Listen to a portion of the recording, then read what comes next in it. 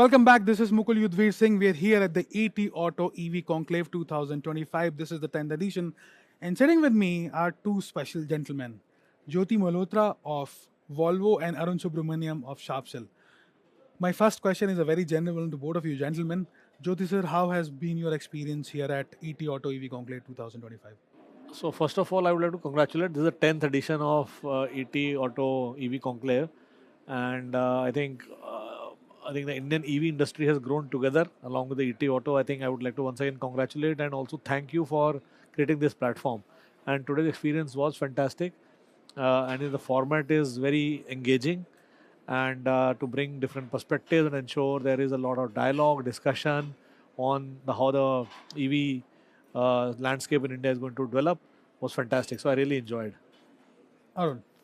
No, man, great learning experience, and I think it's very well put together, and I think it's got enough space for a lot of things in terms of for people to go and understand what they're interested in. So I think that way, I think it means a lot different things to different people, which is amazing in an event. Perfect. Jyoti sir, most of the sessions here, leaders like you, right, we speak about a lot about future, right? And I don't think that any conversation without future, especially for cars, is absolutely complete without speaking or deliberating on the future of retail. So how does future of retail at Volvo for future cars look? What is going to change in the next 3-4 years? See, let's understand one thing. When it comes to retail, the experience is changing. I think if we look back few years ago, 5-10 years back, it was purely physical. Right now, I think there is a lot of journey which a customer does through digital route, and that's going to continue to evolve. Today, a customer who comes into our showroom or any auto showroom for that matter, does a lot of research, lot of groundwork on through digital ways before the customer lands into a showroom, or sometimes they don't. So I don't think in 3-4 years it's going to be 100% digital, but the digital component of the journey will continuously increase. One thing which will change obviously is the digital footprint of a customer before customer decides to buy the car. But the other thing which will not change is the physicality will still remain. I think our uh, I would say category automotive is very personal, is very engaging. Customer want to come and engage with the car, as they say typically about cars, want to kick the rubber and smell the cabin. That has to happen, right? That probably, I don't know, with 5G, 6G, 10G, same day that may also happen. But till the time that doesn't happen, I think this will continue. But one of the key thing is within the showrooms, there are a lot of digital elements which can help customers to take the right decision. And when we talk about providing the right customer experience to customers, we need to evolve to meeting those needs of the customers, and that comes through a lot of digital solutions. And I think we are working on that. Interesting.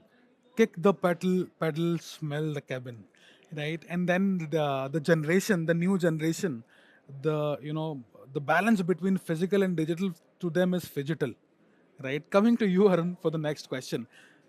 A lot of inquiries now, as Jyoti sir has said, that a lot of inquiries are taking place through the digital medium. I also include phone calls as digital, right? And then there are, of course, inquiries on different websites. But how many of them actually translate to test drives? Because I think that is, for me, that is where the real money is. Sure. So, see, digital is today customers are preparing themselves before walking in. So your let's say point of sale or your seller is no longer the source of information. They're not even the source of truth. It's not कि यार मैंने कुछ पढ़ के आया, then suddenly this seller says ऐसा नहीं है तो I'll take it. So I'm going to kind of, if you come in with a view based on your research, either through the company's website, you go through 100,000 reviews, reading videos, whatnot, and then if somebody says that's not true, today more often than not, customers walk back thinking, boss, this sales guy doesn't know jack shit, than believing this person, because in their mind they've already done their research. Whether that's right or wrong is different, but उनके दिमाग में है कि यार I'm prepared, I've spoken to people, whatnot. So you're selling, the conversation that happens on the ground is more of a moment of truth and reinforcement, saying, boss, am I getting this, and there it becomes saying because I have specific questions or queries in my mind. Am I getting answers to those? And again, the customer is not going to ask all these questions saying, "Bhai, I have 10 questions, give me the answer." So the role of the seller has become to say, "Boss, am I answering those questions?" Because test ride, though, again, to me, earlier it was a major, milestone as part of your selling journey. Today, from what we understand, that's while that's still a milestone, that's part of conversion. A test drive does not mean you can't directly say proportion because test drives have become fairly easy. People are okay coming and trying multiple test drives. So, question is, what do people walk away? And the bad news for a lot of us is just like how the role of the seller has become less about informing people. That the same thing applies to competition, because even there people kind of do a lot of research about, let's say, 5 comparable products and walk in. So if we are able to get people through the hump, that's amazing. And test drive is of course an important part of it. Plus and quickly to add one more part is, earlier with cars especially, you had a lot of things that were tangible. You could say कि sir ये है, open the hood and say sir engine देख लीजिए आप, etc., etc. But today a lot of features that are being sold are intangible, and it takes a lot more to explain what nobody can see, and then convince people. So that so that's the challenge that we see, because leads, etc., will, that process is set today, that will keep happening, test drives will keep happening, and to us that's not a Yeah. major. And just to add to this, I think when it comes to customer after doing their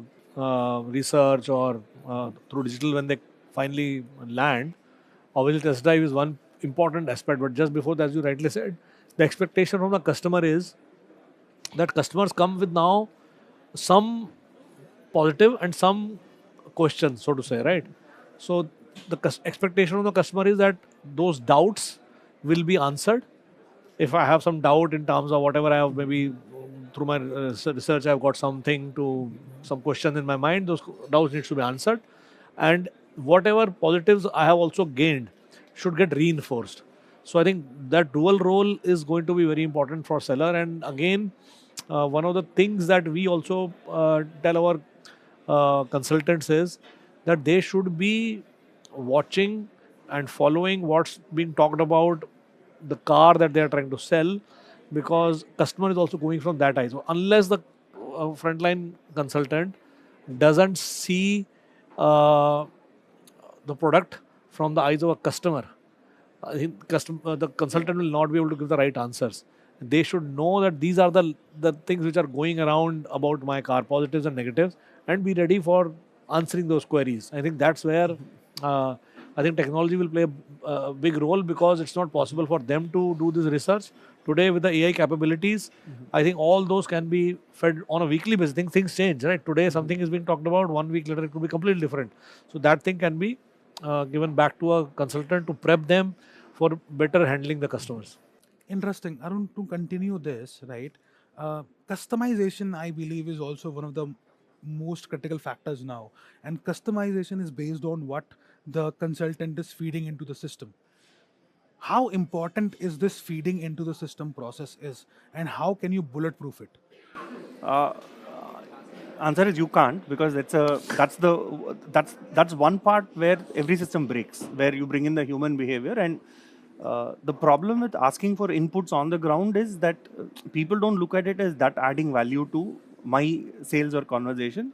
The general tendency is, boss, you are asking me for data to screw my happiness by the end of the week. How fair is this? And I don't know if you would agree with this, but in most dealerships, data entry happens at the end of the day.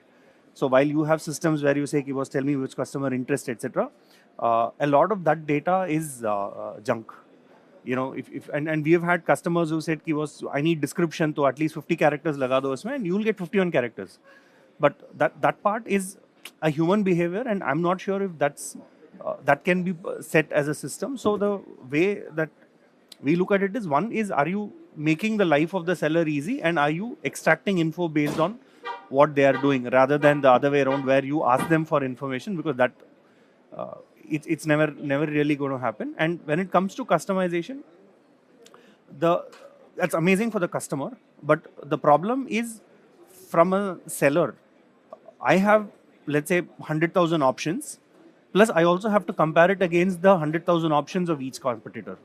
because the customer will walk in thinking is ye or ye mein kya farak hai, and if I don't know that, then and today customer is not going to come and tell you because you're wrong, you're right. They are going to cross you off in the mind saying yaar isko samajh mein nahi aata.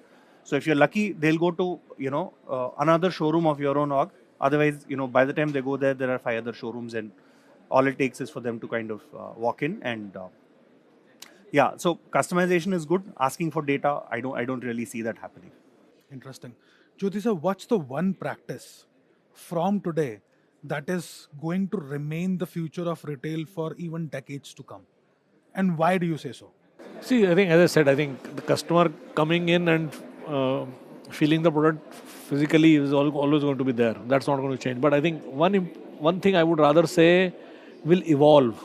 Probably it will still remain, but will evolve, especially from a retail perspective, from a retailer perspective, is when a customer comes and interacts with the consultant or the retailer, what happens as at backend is, as you said, I think they punch in the details and all the data, and that data, end of the day, the sales manager or the consultant classifies the customer into warm, hot, or cold prospect, right? That's going to be there. But I think now with the advent of so much of, let's say, AI or data analytics, the way it's going to be used is going to be very different. Today, it is very subjective. The same customer interacting with Mr. X or a Miss Y can be classified into a cold or warm or hot depending on many factors, and that brings subjectivity, and that can change. It's about data, and I think, in my view, asking too many data is not going to work. We need to, let's say, what should I say, uh, Minimize the questions? not have absolutely minimize the question and make them meaningful, Right. and they need not be in form of a questionnaire. They are the tools which can be used. So let's say I am a sales consultant and a customer walks in. I don't have to ask, let's say, the exact address. I say, sir, where do you live? So customer says, I live in Lajpat Nagar. But what I'm trying to gain here is I want the pin code, because pin code is a very important data. Okay. Okay, so just by that conversation. So, for example, another question could be, which car do you use right now? That's a very important input. What is your profession? So these questions need not be asked like a form, but as a conversation. Not exactly in the same sequence, but depending on the comfort of the customer, you capture those. The moment those things are captured, today's algorithms are so powerful, they can tell you that if there is a customer who lives in this pin code and currently use this X car, Huh. and also, let's say, by profession is a doctor, and his age you can visually see and decide, okay, this customer is an age group of 40 45. You put these 5 tokens together, system will throw back to you and say, oh, this customer is quite hot. This somebody, a doctor from this pin code with this current car, has a very high likelihood of buying a car, and this is coming from past data of your own infrastructure. That's going to change, and that will ensure that we spend the right time and energy on each customer, and I think do the meaningful discussion, and also identify the hotspots. Each customer wants to understand differently. Somebody is attracted by technology, somebody is attracted by safety, somebody is attracted by design, or a combination. So I think those hotspots identification also can be done through these things, and then I think the right information goes back to the customer. Can I think this is something which is going to, it needs to change in my view. Interesting. Aaron, would you like to add something to this beautiful explanation Jyoti sir just gave us? No, I think that's very rightly put. And for us, the biggest question is that how do you make this seller think like a customer, especially when they are not from the same household. And I'm using the word household a little loosely because, I mean, you don't. I mean, the reality is that they are, for somebody who's, let's say, for example, buying a Volvo car. You're putting, in without thinking too much, you're putting down payment of somebody's like yearly salary. Or let's say people so that way the thought process is very different, and it takes some time to understand why somebody values something. Exactly. Maybe a seventh airbag is not something that you would normally value, but maybe for somebody who's paying 60 lakhs, that seventh airbag is, what tilts them towards coming to you versus somebody else, etc. So question is, are you able to be in their shoes is the most important question. Interesting. One last question to both of you gentlemen. Your moonshot for India's EV industry. I think it's just at a inflection point, and in my view, by 2030, we should be 30% or thereabout. As I overall industry in luxury cars, it will be even higher. Super. Arun, your moonshot. No, I think luxury cars and commercial vehicles are two places where I think we see this like moving really, really fast. One for cost economics, and other for, I think, like you spoke about in Yeah, the yeah. fireside chat, a lot about what it makes people feel. Are you proud about driving EV? Are you happy about that kick that you get for like 2 seconds before the next traffic signal comes, but you're happy in those 2 seconds. So Absolutely. yeah. Perfect. Thank you, Jyoti sir. Thank you, Arun. This is Mukul Yudhvir Singh signing off for ET Auto EV Conclave 2025. Stay tuned. Take care.